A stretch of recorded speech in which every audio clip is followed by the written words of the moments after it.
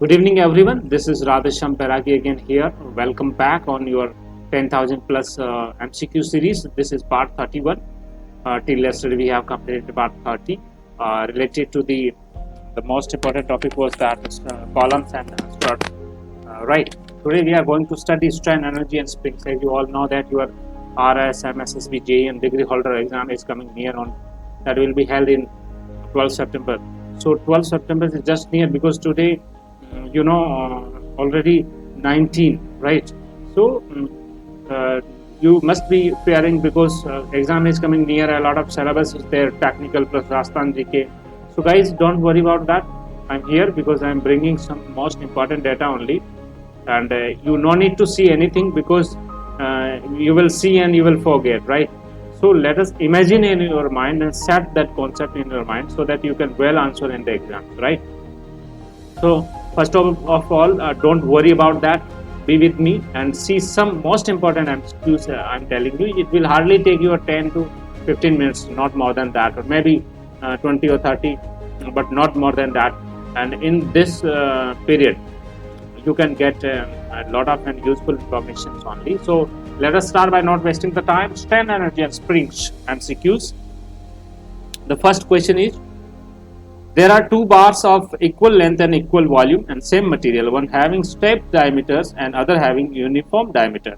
If maximum stress produced in both bars is same, then stored energy will be what? That energy will be more in uniform diameters up, right? Next, strain energy stored in a body of volume B with stress due to gradually applied load is how much? S square V upon 2E. S square V upon 2E. Please remember, strain energy stored in a body of volume V with the stress due to gradually applied load is S square V upon 2E. Right. Next, the strain energy stored in a body of volume V due to shear stress SS and shear modulus C is what? That will be SS square V upon 2C. Right. SS square V upon 2C. Next, a composite shaft consisting of two stepped portions having springs constants of K1, K2 held firmly at one end, other end is free, subjected to a torque T. The equivalent spring constant will be what? See guys, rare question is this, and they don't ask generally, but they can sometimes ask. So you just need to remember the equivalent spring constant will be K1, K2 upon K1 plus K2. Okay. Next, if two springs are parallel to each other having K1, K2 as spring constants are carrying a load of 50 Newton, the deflection produced will be what? 50 upon K1 plus K2. Please remember. Okay. Two laminated springs A and B comprise of plates with thickness T and 2T. Ratio of their deflections will be what? So del A upon del B is equal to 1 upon T cube into 2T cube upon 1, so it will come 8. Okay, so del will be how much? 8. See, no need to worry about that. 1 upon T cube upon 1 upon 2T cube, so it will come 8, right? Yeah, 8 by 1. The deformation of a spring produced by a unit load is called flexibility. That is called flexibility. Deflection is inversely proportional to the thickness. Deflection is inversely proportional to the thickness cube. Okay. Next, U1 and U2 are the strain energy stored in a prismatic bar due to tensile force P1 and P2 respectively. The strain energy stored in the same bar due to combined action of P1 P2 will be what? So U combined will be greater than U1 plus U2. Okay. Next, in a closed coiled helical spring subjected to an axial load, other quantities remaining the same, if the wire diameter is doubled, then the thickness of the spring when compared to the original one will be 16 times, because K1 is equal to D4G upon 64 Rn cube. Or you can also say del is equal to 64 WR cube N upon D4G. So del upon W is equal to 1 upon K. So anyway, K is directly proportional to D to the power 4. So it will become 16 times.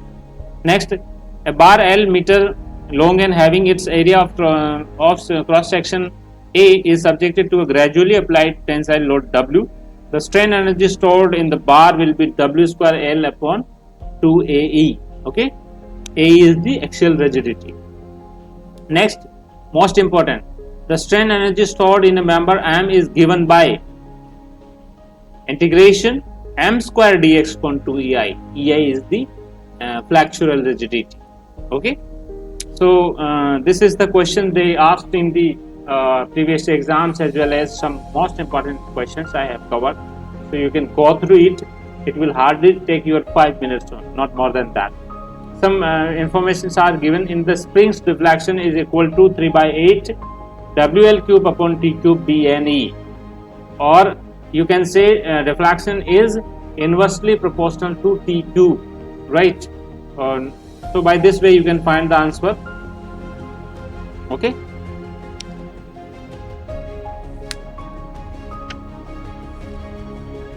Tomorrow we will be going to study some most important questions also. So not going for tomorrow, let us complete that in this lecture only. Ratio of M and EI gives curvature of curve. See the equation, bending equation, M upon I is equal to sigma upon Y is equal to E upon R. Don't forget this bending equation, where sigma maximum is equal to M upon Z. Okay, 1 upon R is the curvature, so 1 upon R is equal to M upon EI. Okay, so M upon EI ratio represents the curvature of the curve. Next, in the theory of bending, the assumption that plane section before bending will remain plane after bending is made to ensure that strain energy is proportional to the distance from the neutral axis. This definition you must know, right? Next, radius of curvature of a stressed beam and modulus of elasticity are directly proportional. See, sigma upon Y is equal to E upon R. By this way you can find the answer. Stress in a beam and the section modulus are inversely proportional. Okay, because sigma is equal to M upon Z. So sigma is inversely proportional to Z. Next, in a rectangular beam, when width and depth are doubled, the maximum bending stress will be how much? Shall become 1 upon 8. How you can remember? M upon I is equal to M upon M upon Z is equal to M upon BD square by 6. So by this way you can find answer. This is easy questions. Next, the section modulus of circular section about an axis through its CG will be pi d cube upon 32. Please remember about CG, section modulus, circular section, pi d cube upon 32. Next, for a simply supported beam with a UDL on whole spin, maximum bending stress will occur at having constant MOI. Center will be the maximum. Okay, which stress is generated when there is eccentric loading, bending stress. Two load PX at right angles to one another at the free end of a cantilever beam having square cross section D into D and length L on the vertical and horizontal faces. Maximum bending stress in the beam will be equal to 6 PL upon D cube. Please remember, for theory of bending to applicable, the assumptions taken are homogeneous. A beam strongest in flexural is one which has maximum section modulus, will strongest in the flexural. Okay.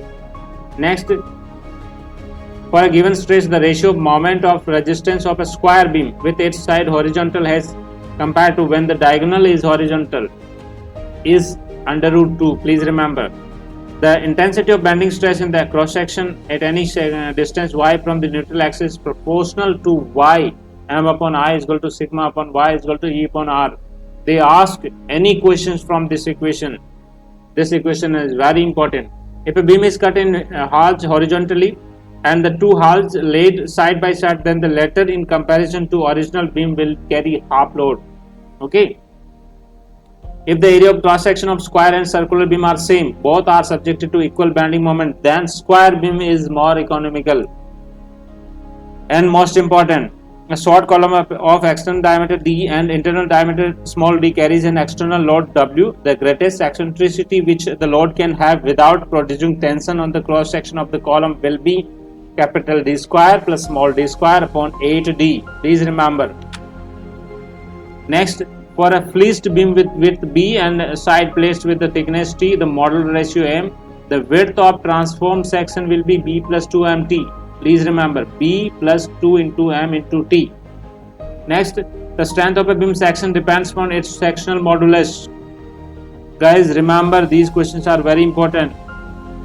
A circular shaft is subjected to a bending moment MB and a twisting moment MT. What is the ratio of maximum shear stress and the maximum bending stress? It will M upon 2 MB, MT upon 2 MB. Okay. Next, when the cantilever beam is loaded at its free end, the maximum compressive stress develop at bottom of beam. Please remember, the neutral axis of section is an axis at which bending stress is 0. You don't need to see the question, you need to remember in your mind. Flexure of a beam under constant bending moment with 0 shear force is known as pure bending. Next, a beam is said to be uniform strength if the bending stress is same throughout the beam, right? In a simply supported beam, if certain part is under pure bending, it means the part has constant bending moment, right? Next,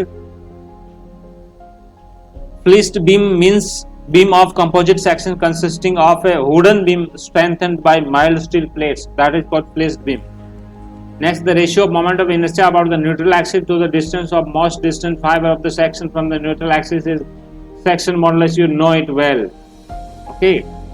Next, for a solid circular beam of 40 mm diameter, the section modulus will be 2 pi into 10 to the power 3 mm cube. Okay. The bending moment acting on the plane of the element will cause the following type of stress, that is normal stress, you know it well. Next, at the neutral axis of a beam, the shear stress and bending stress will be what? Shear stress will be what? Shear stress will be 0 and bending stress will be maximum. Question number 39.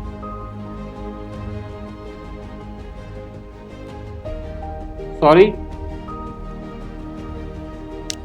There is some different answer in question number 39. At the neutral axis of a beam, shear stress will be maximum and bending stress will be 0. Sorry. At the neutral axis, there will be no bending, but shear stress will be maximum. You know it well. Bending will be top and bottom only. Right? Compression at the top and tension at the bottom. If in the sagging. And in the hogging, if scenario reversed. Right? The relationship between the radius of curvature R, bending moment M, and flexural rigidity EI is M upon E is equal to M is equal to EI upon R. Please remember this. You can find by the bending equation. The ratio of width to depth of a strongest beam that can be cut out of a cylindrical log of wood, that will be 1 upon under root 2. Which of the following represents a beam having maximum bending stress at all cross section? Beam of uniform strength. Okay. Generally, which of the following section is most economical and preferred for resisting bending moments? I section. A portion of a beam between two sections is said to be in pure bending when there is constant bending moment and zero shear force. Okay. The maximum tensile stress in a cantilever beam with concentrated load acting downwards on the span is called top hyper at the support. No issue in that. If the depth is kept constant for a beam of uniform strength, then its width vary in proportional to M, where M is bending moment. Okay, so answer is M. Bending equation M upon I is equal to E upon R is equal to F upon Y. Beam of uniform strength are preferred to those of uniform section because are economical for large spans. The ratio of flexural strength of two square beams, one placed with its two sides horizontal and the other placed with its diagonal vertical under root 2. So this was the very great questioning. If the trash of a load is inside the cairn of the section of a column, cairn, K-E-R-N, the stress are one of the same sign at all points in the section. So by this way you can find very easy questions. Okay. I have taken just 40 minutes only. You can go through it. 2 or 3 or more than 3 questions you will see in the exams, right? So bye bye, take care, have a nice time. We will be coming back again with our new topic, our new subject that is called something different than we have studied, right? So bye bye, take care, have a nice time.